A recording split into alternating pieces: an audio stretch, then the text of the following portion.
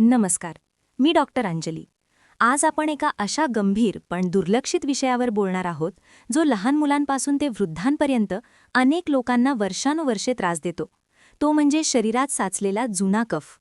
अनेक लोकांना सतत घसा खवखवणे, छातीत जडपणा, श्वास घ्यायला त्रास, सकाळी उठल्यावर कफ बाहेर निघणे, रात्री झोपताना खोकला येणे, डोकं जड वाटणे, आवाज बसणे अशी लक्षणे दिसतात. आणि ही लक्षणे हळूहळू इतकी वाढतात की माणूस औषधांवर औषधे घेत राहतो, पण तरीही कफ पूर्णपणे साफ होत नाही.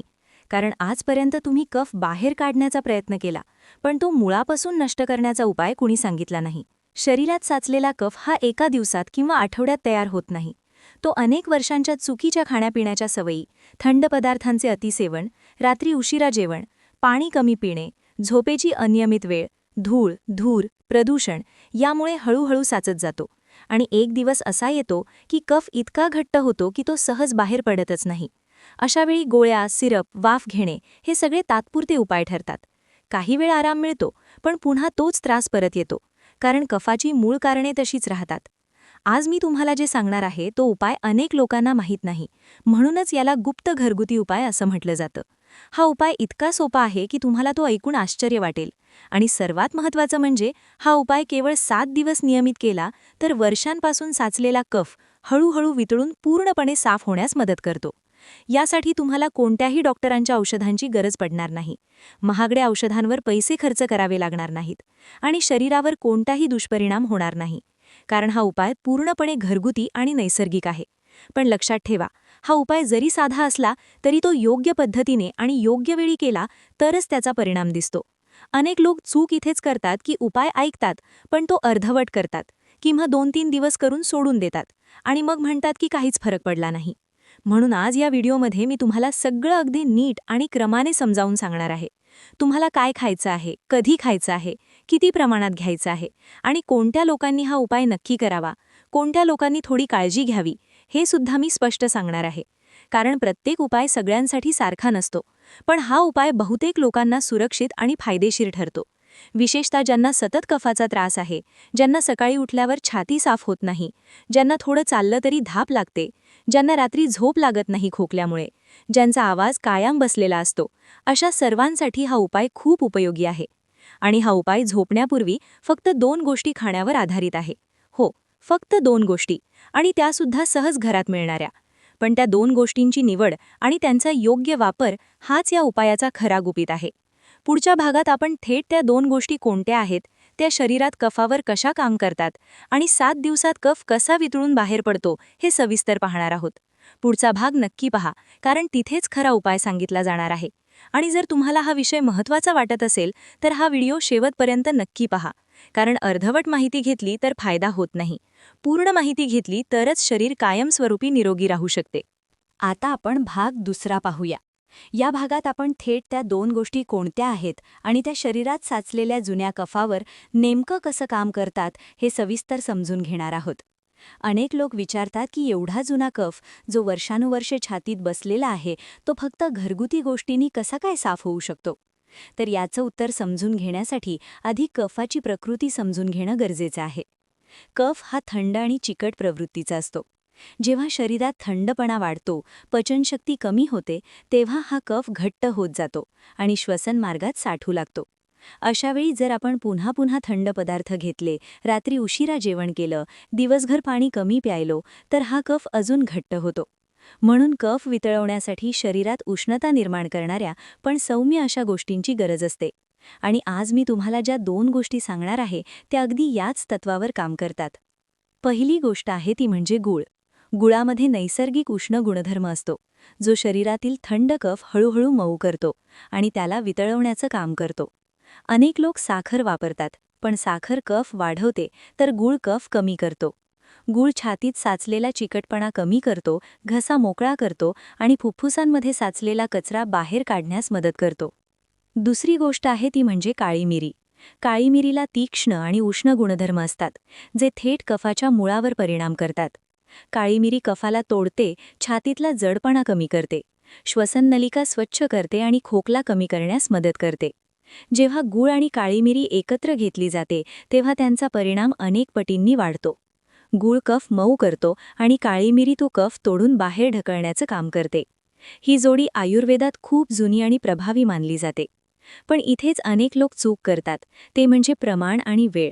या दोन गोष्टी जर चुकीच्या असतील तर अपेक्षित परिणाम मिळत नाही. म्हणून झोपण्यापूर्वीच हा उपाय का सांगितला जातो याचं कारण म्हणजे रात्री शरीर विश्रांतीच्या अवस्थेत असतं.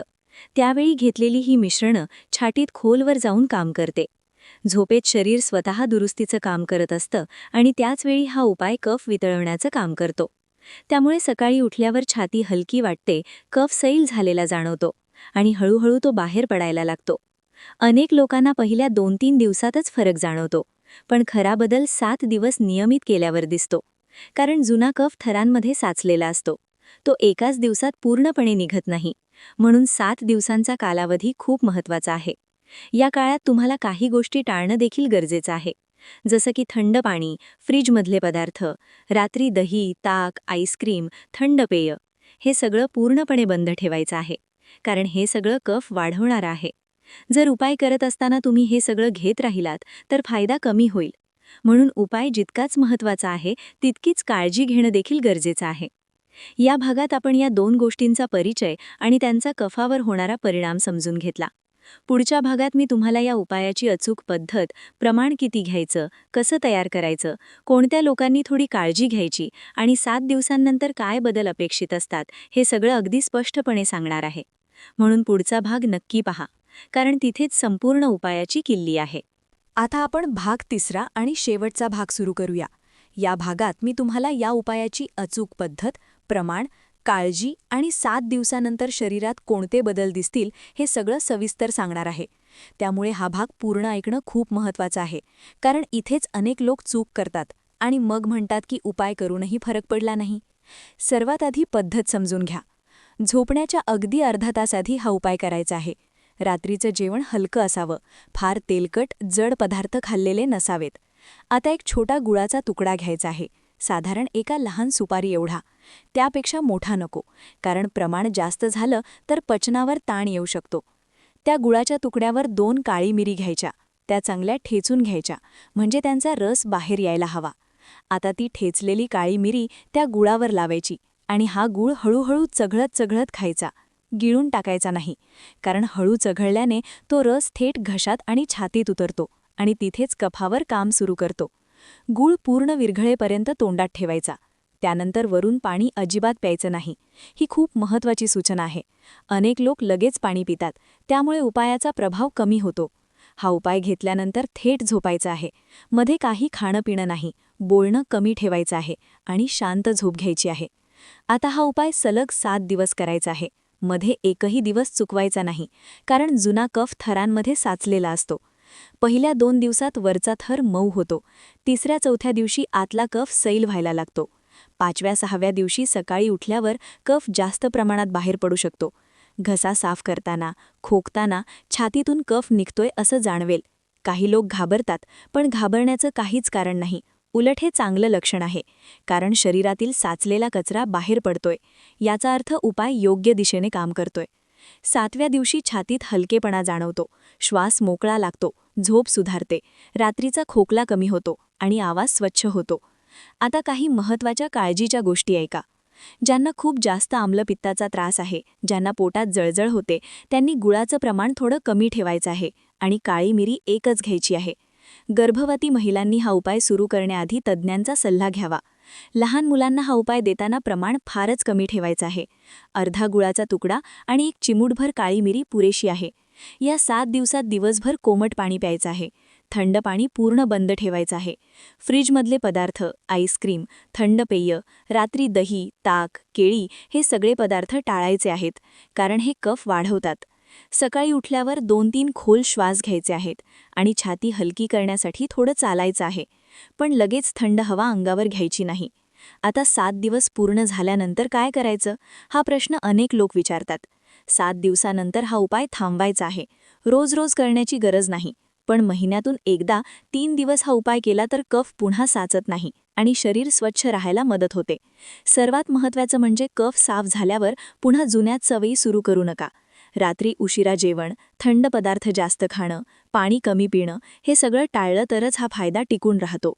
हा उपाय कुठल्याही जादूसारखा नाही, तर शरीराच्या नैसर्गिक प्रक्रियेला योग्य दिशा देणारा आहे. म्हणून संयम आणि सातत्य खूप गरजेचं आहे.